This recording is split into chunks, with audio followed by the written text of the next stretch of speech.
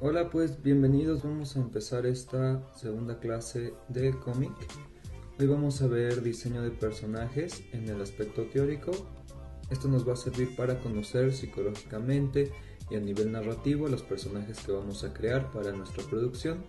Y este proceso sirve para casi todos los proyectos audiovisuales, no solo para cómic, también se aplica en animación, en cine, algunas veces en teatro.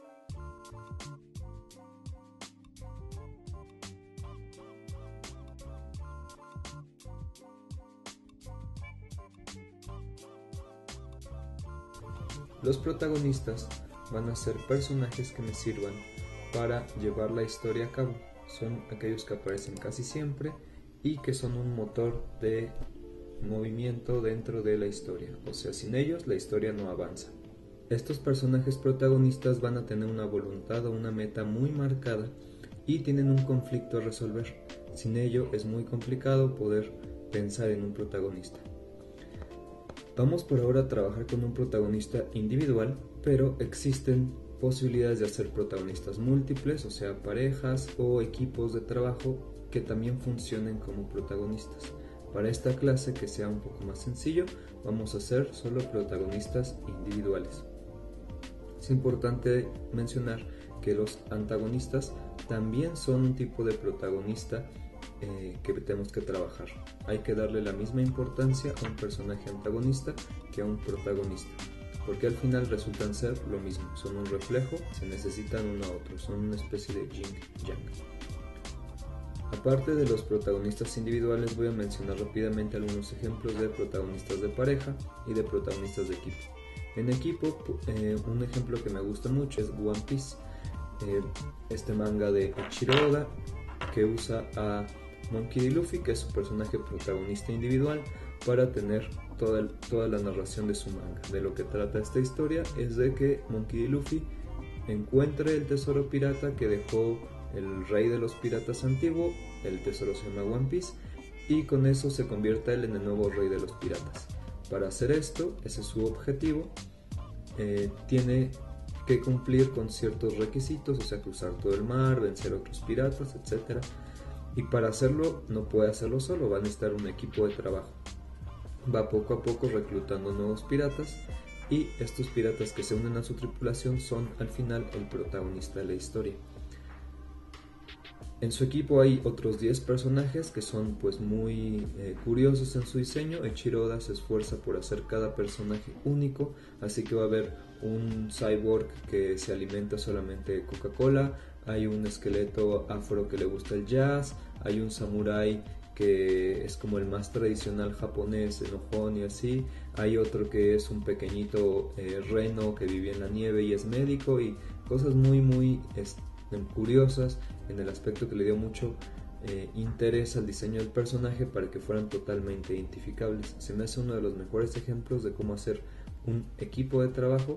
Todos se necesitan entre sí, tienen el mismo ideal en común, hay una variedad de personalidades, de pensamientos y también de formas visuales de entender al personaje, pero a pesar de todas estas diferencias hay un símil de trabajo o un símil de equipo familiar que mantiene a los personajes unidos, de tal forma que la historia no se puede contar solamente con Monkey D. Luffy, que es el protagonista, sino que se necesita a todos los personajes trabajando en conjunto. Yo les recomiendo que si están iniciando a hacer cómic, no empiecen a ser un protagonista de equipo, es bastante complejo. Lo mejor es que hagan un personaje individual. Pensemos en un Peter Parker de Spider-Man, en donde solo es él y ya hay otros personajes secundarios apoyándolo, pero no hay más protagonistas. Otro ejemplo que también pueden trabajar para ser un protagonista muy interesante es trabajar el antagonista y el protagonista al mismo tiempo. Por ejemplo, Joker contra Batman son un gran ejemplo de que uno no existe sin el otro y se necesitan mutuamente. Esto porque ambos pueden compartir un ideal o una meta, pero va a ser contraria la otra cosa. Por ejemplo, si comparten el mismo ideal, los personajes tienen que tener metas distintas, y si comparten la misma meta, sus ideales son diferentes. Esto ayuda para que los personajes antagonistas tengan una relación de clic en donde se parecen, pero al mismo tiempo son diferentes. Esto porque vamos a trabajar a los antagonistas y protagonistas como una especie de espejo, en donde yo entiendo lo que haces y tú entiendes lo que yo hago, pero tenemos metas distintas. O yo quiero hacer lo mismo que tú, pero mis ideales son diferentes. Otro ejemplo muy bueno de una serie que estoy viendo ahora, que es Better Call Saul, está narrando dos personajes antagonistas que tienen el mismo objetivo, pero sus ideales de vida y sus formas de actuar son totalmente distintas, que es Saul Goodman contra su hermano Charles. Uno de ellos, que es el hermano mayor, aparte de su condición médica y lo que sea, que es algo que le dan mucha importancia a nivel narrativo, pues es un buen abogado. Cree que la ley es lo máximo, la máxima virtud, y no hay nada encima de la ley, y por lo tanto siempre juega muy bien sus cartas, haciéndolo de buen abogado, siguiendo la ley paso a pasito y así. Saul Goodman, que es el protagonista, lo que está haciendo es ser un buen abogado, se salta muchas normas, juega con la ley y va como que a los márgenes, pero sigue teniendo la misma meta, que es poder ejercer la ley de la mejor forma que logre y pues vivir de ello.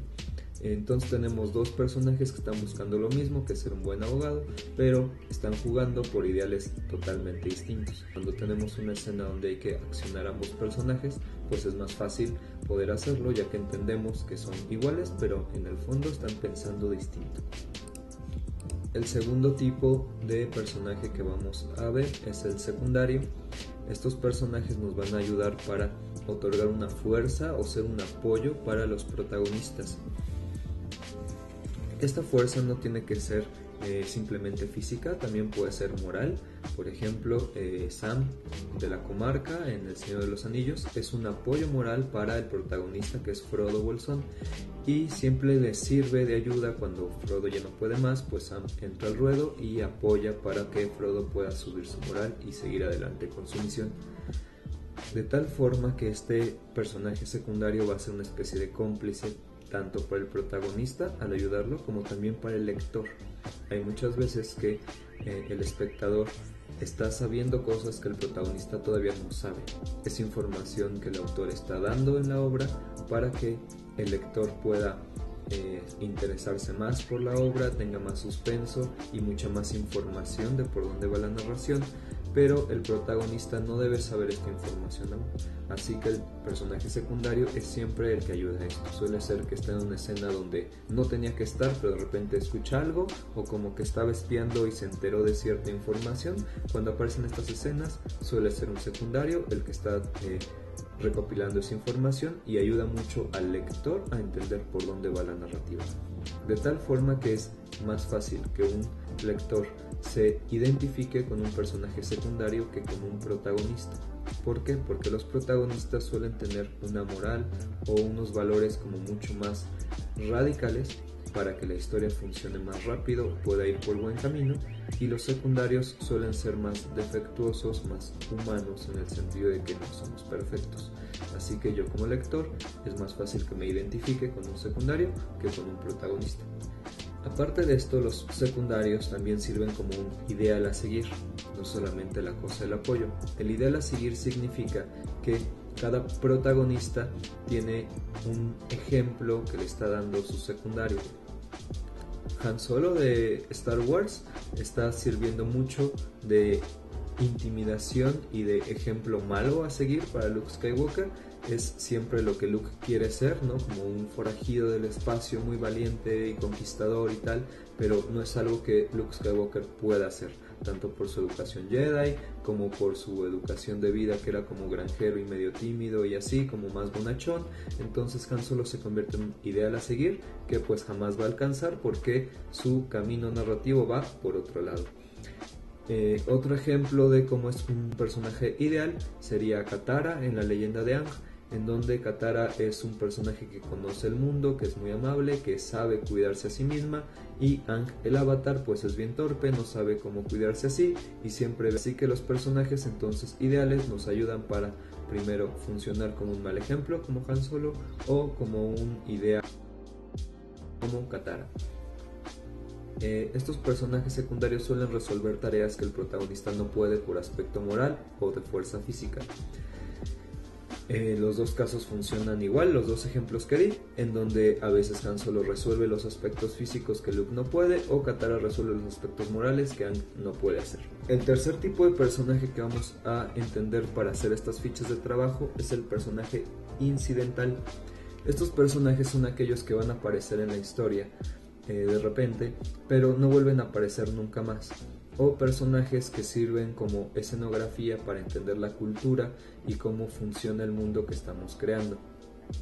O sea, en Star Wars existen todos estos soldados de casco blanco que aparecen miles y miles y caen y se levantan de nuevo y jamás sabemos su rostro ni su nombre, y funcionan para mostrarnos cómo es el Imperio Galáctico en este mundo específico. Y seguimos este mismo ejemplo, en cualquier obra suelen aparecer personajes incidentales que nos ayudan a entender cómo está funcionando el mundo.